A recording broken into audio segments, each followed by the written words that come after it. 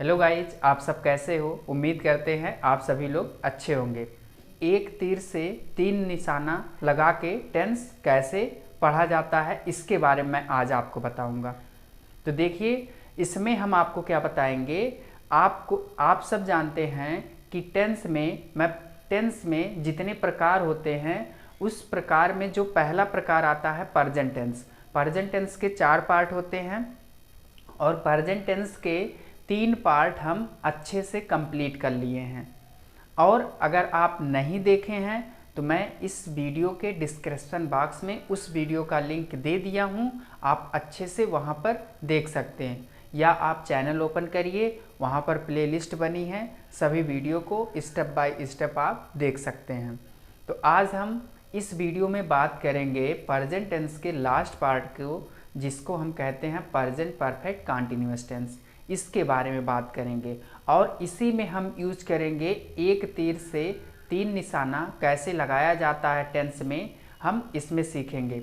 अगर आप चैनल पे नए हैं तो चैनल को लाइक और सब्सक्राइब जरूर करें। बिना टाइम वेस्ट किए वीडियो को स्टार्ट करते हैं कि एक तीर से तीन निशाना कैसे लगाया जाता है टेंस में। यहाँ लिख लेते हैं प्रेजेंट टेंस का जो लास्ट पार्ट है, प्रेजेंट परफेक्ट कंटीन्यूअस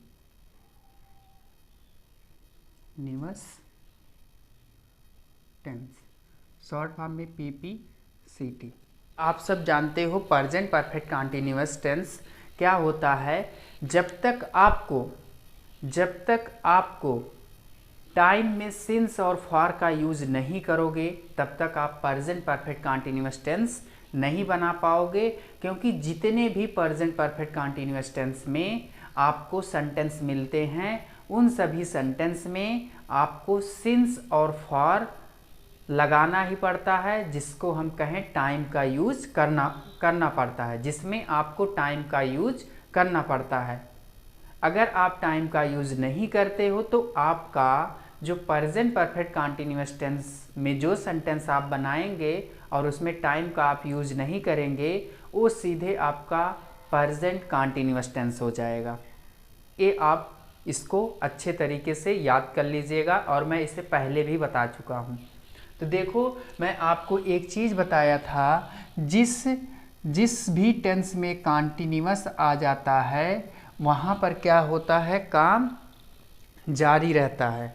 ये आपको मैं बता चुका हूँ प्रेजेंट कंटीन्यूअस टेंस में। और आज हम केवल इस वीडियो में बात करेंगे कि जो प्रेजेंट परफेक्ट कंटीन्यूअस टेंस होता है उसमें हम टाइम का यूज करते हैं और टाइम में आपका सिंस और फॉर आता है कि सिंस इंडेफिनिट के साथ यूज होता है कि डिफिनिट के साथ यूज होता है। इन सभी के बारे में आज हम डिस्कस करेंगे। यहाँ पर जो आपको टाइम में सिंस और फॉर मिलता है, इसको हम क्या करते हैं अच्छे से समझ लेते हैं। तो यहाँ पर हम 2 कॉलम बना लेते हैं, एक कॉलम सिंस का और एक कॉलम फॉर का।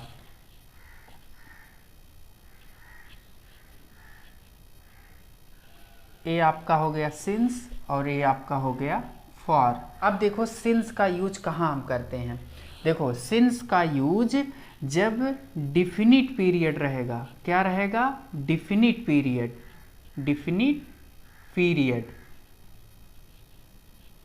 ठीक है, जहाँ पर डिफिनिट पीरियड ऑफ टाइम रहेगा वहाँ पर हम क्या करेंगे, सिंस का यूज करेंगे।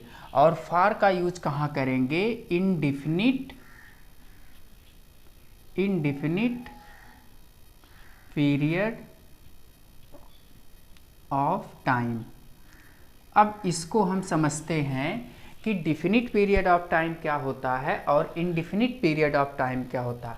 देखिए, डिफिनिट पीरियड ऑफ टाइम क्या होता है, जहाँ पर समय निश्चित रहेगा वहाँ पर हम सिंस का यूज करेंगे। और इनडिफिनिट पीरियड ऑफ टाइम का मतलब क्या होता है, जहाँ पर समय अनिश्चित रहेगा वहाँ पर हम फॉर का यूज करेंगे। यहाँ तक समझ में आ गया होगा आप लोग को। पहला आपका आएगा कि जहाँ पर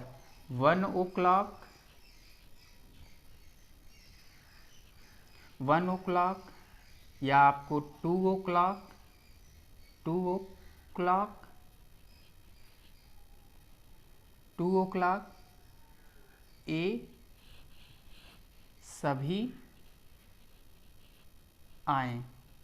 क्लियर है। अगर इसी को हम हिंदी में बात करें, इसी को हम कह सकते हैं 1 बजे, 2 बजे, 3 बजे, 4 बजे, 5 बजे। अगर ये सभी आपको प्रेजेंट परफेक्ट कंटीन्यूअस टेंस में कहीं पर भी दिखाई देता है ए टाइम, तो हम क्या करेंगे, वहाँ पर सिंस का यूज करेंगे। फिर हम दूसरा बात करते हैं इसमें, जब आपको यहाँ पर संडे,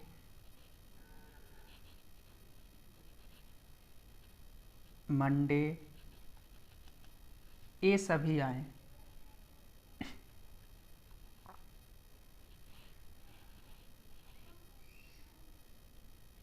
ये सभी आए। अब इसमें क्या है कि जहाँ पर आपको सप्ताह का नाम आ जाए, रविवार, सोमवार, मंगलवार, ये सभी अगर आते हैं तो वहाँ पर भी हम सिंस का यूज करेंगे। तीसरा आपका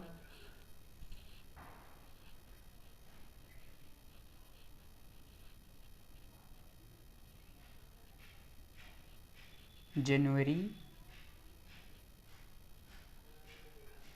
फरवरी, ये सभी आए, ये सभी आए। अब देखिए जो तीसरा आपका टाइम है कि जहाँ पर मंथ का नाम आ जाए वहाँ पर भी हम सिंस का यूज करेंगे। इसके बाद आपका चौथा क्या है, 2001, 2010, 2020, ये सभी आए,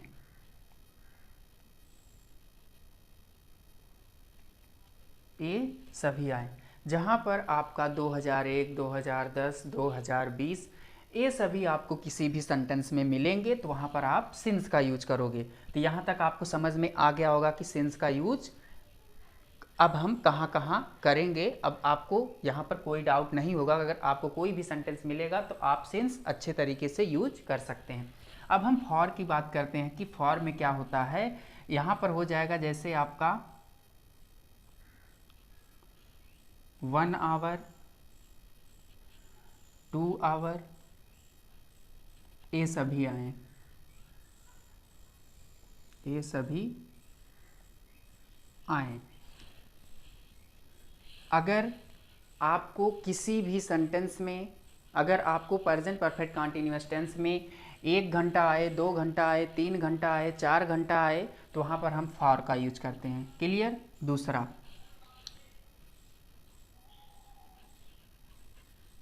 1 डे, 2 डे, 1 डे, 2 डे, ये सभी आए।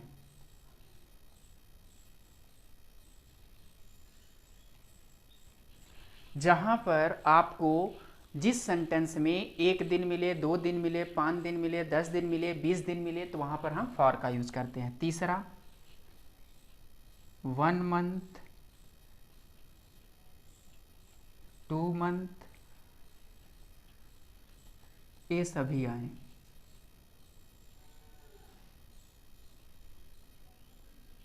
अब देखिए जो तीसरा आपका है, इसमें क्या बताया जा रहा है कि जब आपका 1 महीना, 2 महीना, 3 महीना, 4 महीना, 6 महीना, ये सब आएगा तो वहाँ पर हम फॉर का यूज करेंगे। इसके बाद आपका चौथा है जहाँ पर 1 ईयर, 1 ईयर, यहाँ पर हो जाएगा 2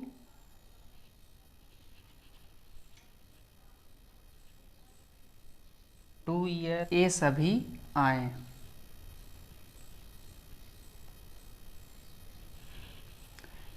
चौथे में देखिए क्या है, जहाँ पर 1 ईयर, 2 ईयर, ये सभी आए तो वहाँ पर हम क्या करेंगे, फॉर का यूज करेंगे। तो ये सभी आपको क्या बताते हैं कि जब आपको टाइम में 1 घंटा मिले या 1 बजे मिले या 2 बजे मिले, 1 दिन मिले, 4 दिन मिले, 2010 मिले, 1 वर्ष मिले, तो हम क्या करेंगे, जो जैसा रहेगा वैसे हम उसको, जहाँ पर सिंस का यूज करना होगा हम सिंस का यूज करेंगे, जहाँ फॉर का यूज होगा वहाँ हम फॉर का यूज करेंगे। वो भी फॉर का यूज अनिश्चित समय के लिए करेंगे और सिंस का यूज हम निश्चित समय के लिए करेंगे। तो अब आपको समझ में आ गया होगा कि कि सिंस का यूज कहाँ होता है और फॉर का यूज कहाँ होता है। और मैं आपको प्रेजेंट परफेक्ट कंटीन्यूअस टेंस में इसलिए पहले बताया हूँ कि जब तक अगर आपको ये चीज़ नहीं पता होगी, तो जब मैं आपको प्रेजेंट परफेक्ट कंटीन्यूअस टेंस में आपको सेंटेंस का हिंदी से इंग्लिश में ट्रांसलेट कराएंगे, तो वहाँ पर आपको टाइम पता ही नहीं रहेगा कि कहाँ पर हम सिंस का यूज करें, कहाँ पर फॉर का यूज करें। तो इसीलिए मैं आपको पहले बता दिया कि आप पहले इसको अच्छे से याद कर लो और या अच्छे से समझ लो कि जब आपको सेंटेंस मिले तो वहाँ पर हमसे पूछने की आपका कोई आवश्यकता ना पड़े। इसीलिए मैं आपको पहले बता दिया कि बार बार सर को ये ना पूछो कि सर यहाँ सेंस लगाएं कि फॉल लगाएं। तो अब आप क्या करोगे, इसको अच्छे तरह से याद कर लोगे। अब इसके बाद हम बात करते हैं कि एक तीर से 3 निशाना टेंस में कैसे लगाया जाता है, मैं इसको आपको बताने जा रहा हूँ।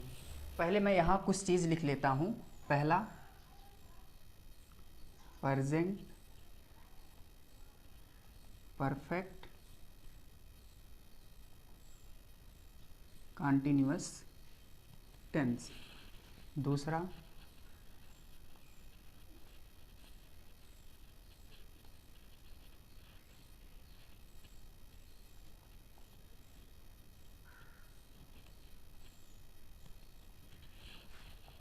तीसरा,